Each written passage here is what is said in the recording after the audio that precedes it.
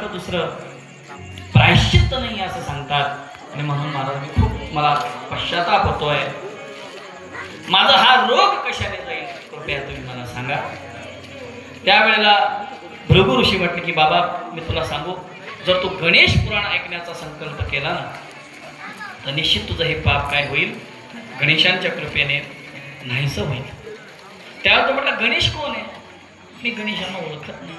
ते म्हणतात मागच्या जन्मात मी त्यांच्या मंदिराचा जीर्णोद्धार केला होता, पण मी गणेशांबद्दल काहीच जाणून नाही। गणेश कोण आहेत, कोणती देवता आहेत, कसे प्रकट झाले, काय प्रकट झाले, मला त्यांची सगळी प्रकारची काय करा तुम्ही कथा सांगा। ते म्हटले बाबा असं नाही सांगणार, तुला संकल्प घ्यावा लागेल।